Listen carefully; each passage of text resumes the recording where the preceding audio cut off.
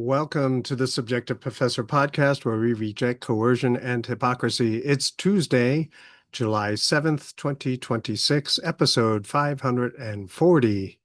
What Iron Dome? What is the Iron Dome? Well, Israel's Iron Dome is, and I took this off of some AI Wikipedia type thing. It says Israel's Iron Dome is a mobile all-weather air defense system designed to intercept short-range rockets, artillery, mortars, and drones fired from distances of 4 to 70 kilometers. Developed by Rafael Advanced Defense Systems, RADS, and Israel Aerospace Industries, it maintains an 85 to 90% success rate. Each interceptor costs $80,000 to $100,000. Now, it's obviously not this effective. If you look at the Ted Postal interview, he's been doing interviews, I guess, here and there. Uh, the one I saw was with Daniel Davis, and he pretty much goes through and says that it's more like 5%. So we'll be generous, 5 to 10%. 5 to 10% is not 85 to 90% success rate, okay?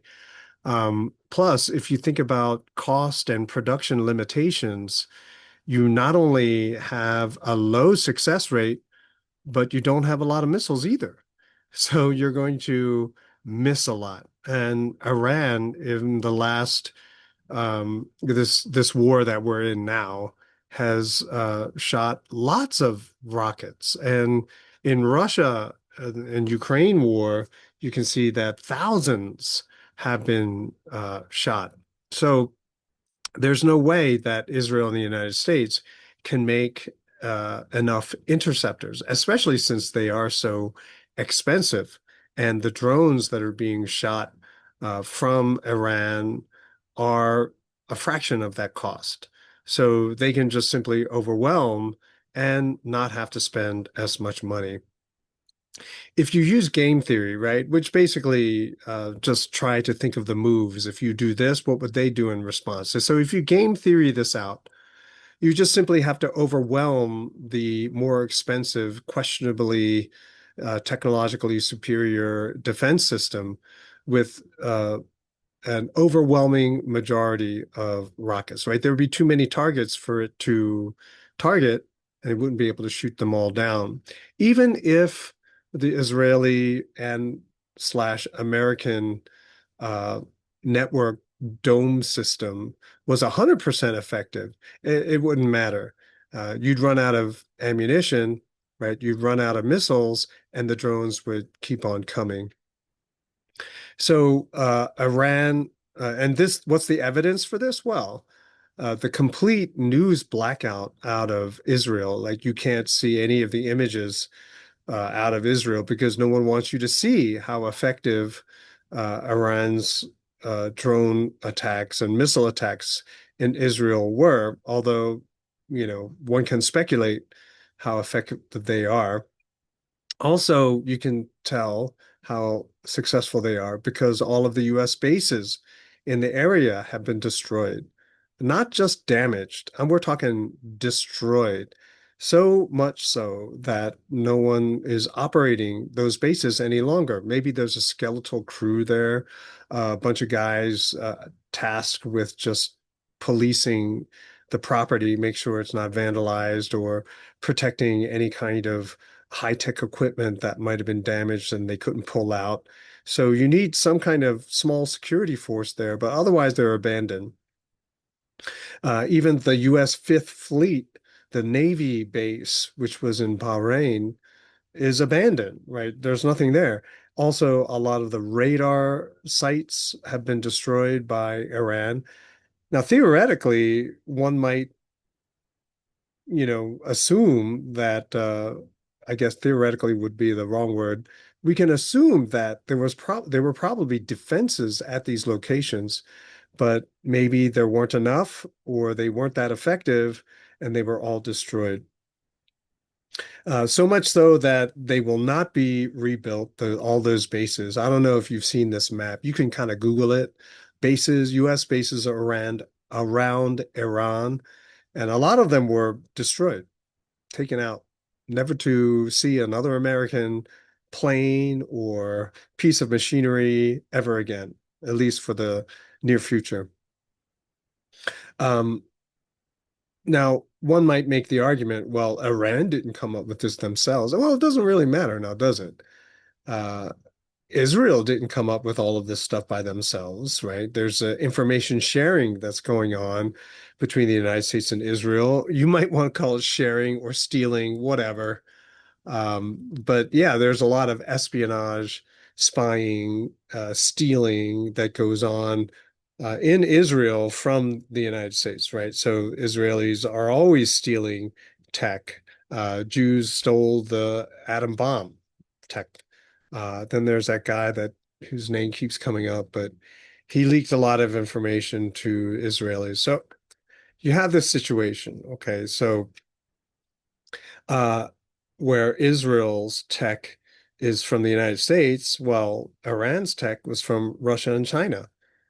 And this includes, and not limited to, hypersonic missiles too, ballistic missiles, drones, drone swarms. I don't know if you heard about that, but and this is clearly, when I saw it first at the New Year's celebration in Shanghai, China, where they would have thousands of drones, operating together to light up the sky to create shapes.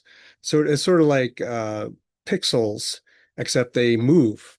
And you have all these different pixels, and they're in the sky and they're creating shapes, they're forming messages and all this other kind of stuff. And first time I saw it, the messages were pretty simple, the images were pretty straightforward, but every year they got more and more complex. And I thought to myself, well, that would be interesting if they could turn that into a military use. And you got a hint of it in the Spider-Man movie, Spider-Man that had Jake Gyllenhaal in it, where they used drones to not only fight, but also to create illusions.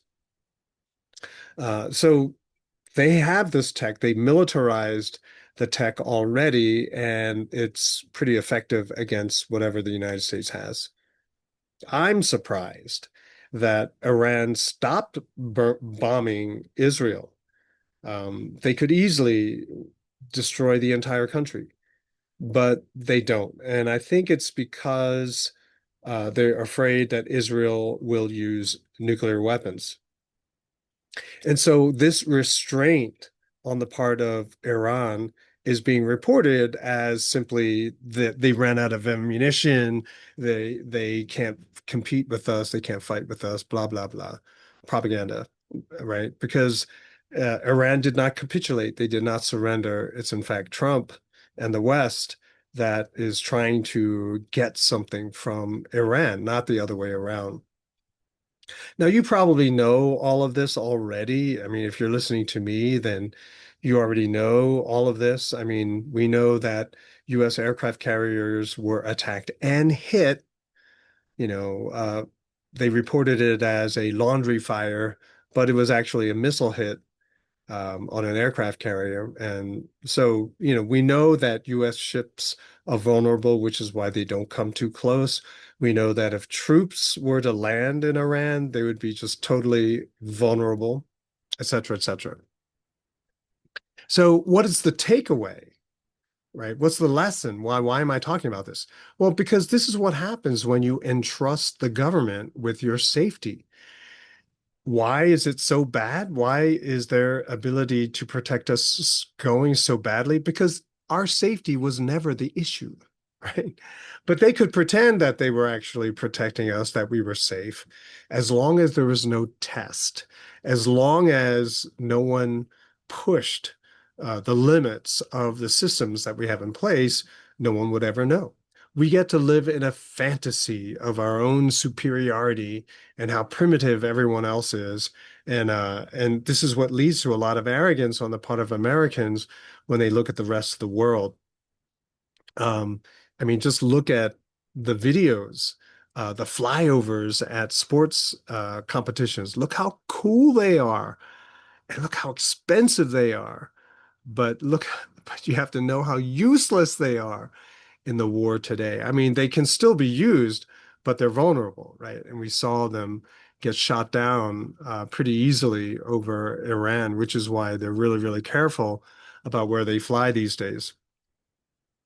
Now, in order to hide the fact that a lot of the US military is ineffective or obsolete, what you have to do is you have to control the news, you have to control the information so that you can bury all of the negatives. And people get to continue to think that, oh, yeah, well, we have F-18s, we got F-22s, we got F-35s.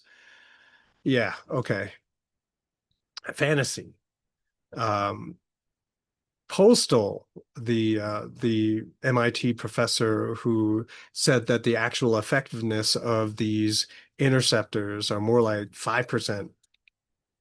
He points out that there's no data. There is no hard data uh, with the Iron Dome or the Golden Dome that Trump says that he is trying to establish. There's no data. And they should be required. If they're getting all this money from us, then they should have studies, they should have results. But no, all we have is propaganda. And they're not even required to gather information to report to us just how effective all these expensive systems are that we're paying for.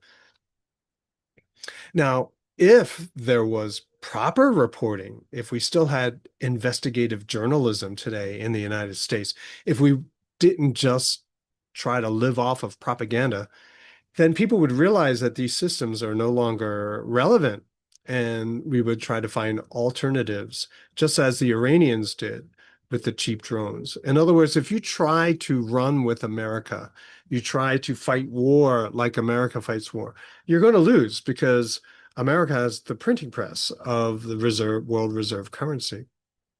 No other country has that privilege. So no other country can print out all this money to lend to itself to pay for all of this, at the same time bribe entire countries into continuing the war. So that would be the thing. More people would say, oh, well, this system doesn't work, so why don't we do this? And so a free society would have lots of people in their spare time or as their main effort develop technology on their own, prove how effective it is, and then try to get a contract. Now, you have to realize that a lot of people will say, "Oh, you need billions of dollars for this kind of research." Apparently not. Iran proves that with $10 billion a year as their entire military spending, they can still keep the United States at bay. They can basically shut down the glorious U.S. military. Think about SpaceX. I don't know if you remember when SpaceX was just beginning, they would have like $1 million prize, which, if you put it next to government spending, is nothing. But with $1 million prize money, you got all these people coming up with their own idea on how to get into space. And obviously, if the prize money was just $1 million, then the people who are developing it had to take that into consideration. Although I guess the payoff is getting the contract reward. Thing you have to keep in mind is that none of the development in SpaceX was paid for by us. I take that back. SpaceX was, I know that Elon Musk was funded heavily by government subsidies. So whether SpaceX was or not, I'm not too sure. But it doesn't disprove the case, right? Elon Musk came out of nowhere. He wasn't a lifetime military person, lifetime weapons manufacturer, and he was able to come up with SpaceX. Now, a free society not only would have people properly reporting what's going on in the world, so then people can make adjustments so we're not continually building obsolete weapon systems like aircraft carrier, right? The Gerald Ford, I think I remember reading at some point, this is before completion. It was $13 billion, $13 billion. So one aircraft carrier was more than the entire annual budget of Iran. Crazy, right? So a free society would not be pushing out all that money for systems which don't work, right? It would be quickly revealed by competitors that their system doesn't work, and they would propose alternate systems. Okay. So a free society would not be spending this much money on the military. And you have to realize that, I mean, think about the military budget was increased to like what, $1.3 trillion dollars. And then Trump turns around and says, we need $100 billion dollars more. I mean, obviously, all of this money is not going into weapons manufacturing or weapons development. It's not. That there are a lot of payoffs that are sort of leaking out of that budget, which is why they never do an audit. They never do an accounting of where all the money goes because they have to pay off all of these people. And you don't want to know that people are getting bribed or receiving bribes because of all of this that's going on. But of course, the downside of a free society that's not investing on all these Gucci aircraft carriers, okay, is that you can't make movies like Top Gun, right? There's nothing flashy. I mean, are you going to make a movie out of, Shahed drones? It's not as glamorous, right? There's not even a person in the drone. So you can't make movies like that. Oh, sorry.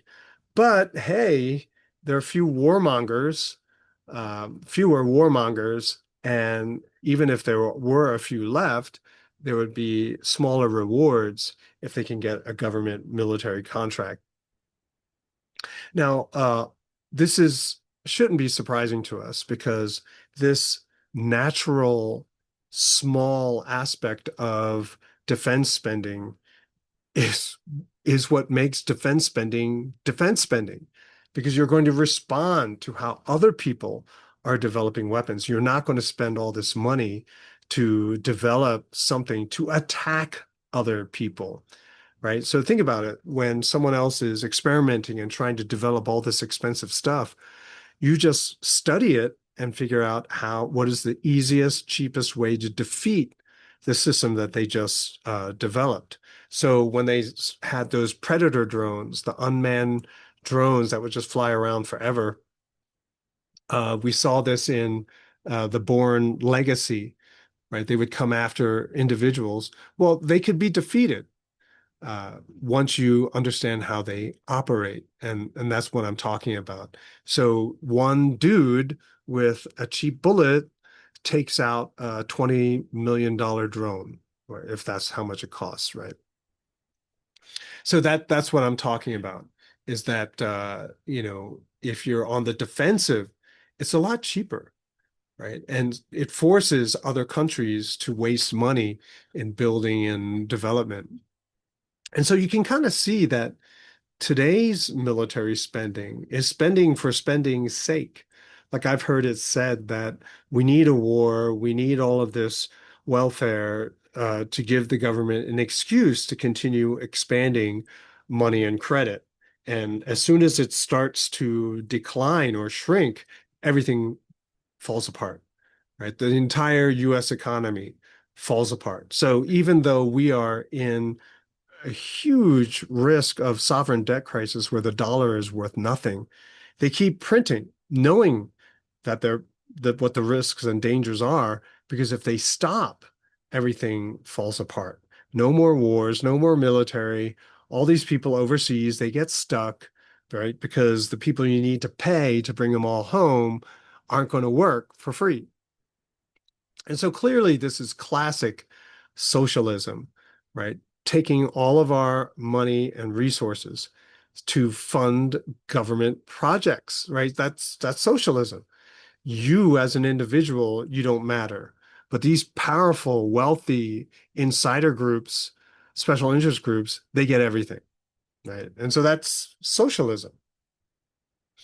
Um, One can spend a lot of money building an offense like this, but the offense was terrible. This offense with the jets and the interceptors and stuff. And one could easily make the argument that the US and Europe is still fighting the last war. If you need another analogy, just think of the battleship. There are no more battleships. They're museums now. Um, but and the reason is because it's no there's no point in having a battleship in today's world. There really is no point. So the aircraft carrier as well. The United States has spent so much money on these really expensive weapon systems to the point where it really is just spending for spending's sake. Um, Imagine that all of the things the US military or the US Department of War promised to protect, right? The US is protected by similar systems, systems which don't take into account cheap drones or hypersonic missiles, right? There's nothing that's going to stop a hypersonic missile. So all of the systems, institutions, people, installations that seem to be protected, they're not protected at all. That means all of the ships in the ocean, they're not protected. US Navy ships, not protected. The US Army, any infantry that is ground troops, they're all unprotected. There's no cover for them. If you try to fly air cover for them, the airplane gets shot down.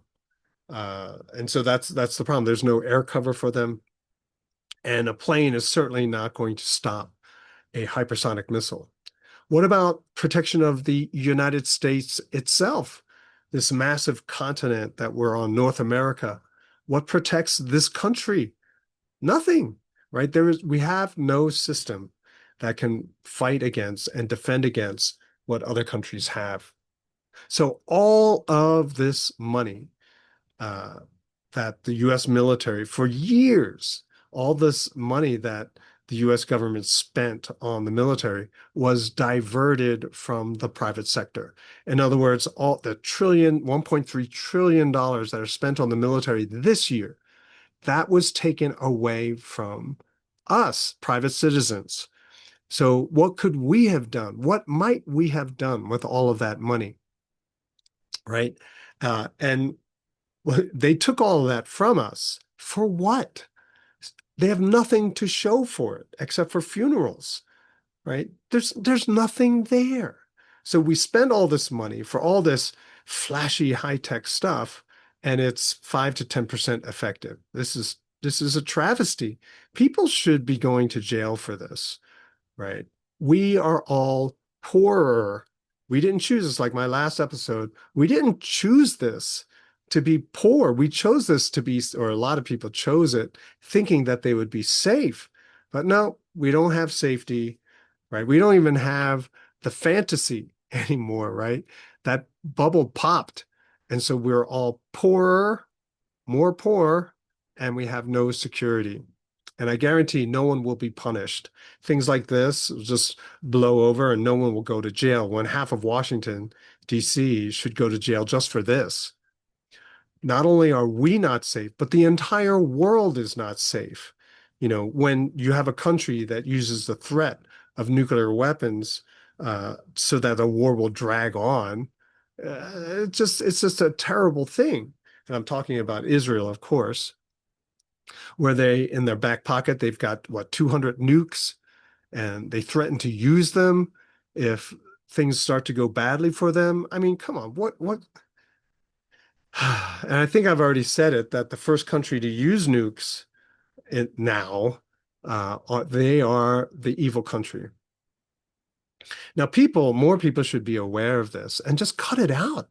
Like, let's stop, right? Of course, a lot of people are going to get hurt, right, when the economy implodes, which is why not only should we be telling people the truth, but we should be preparing as well.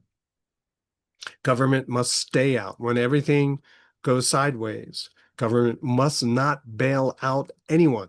Everything has to crash, and that will force people to have to confront reality. So cut this out, cut the spending, bring the troops home, stop trying to aggress other countries, stop trying to destabilize other countries, stop trying to assassinate people, right? Go after the military industrial complex, right? Cut all of the military spending and force them to have to come up with more effective defensive projects. And in this way, we got to learn how to compete again, live in competition to try to find what are the best ideas, embrace those ideas, which will always be cheaper, better, more efficient, longer lasting, whatever. Learn to compete again, and then learn to live in peace again. That's it for today. I will talk to you next time.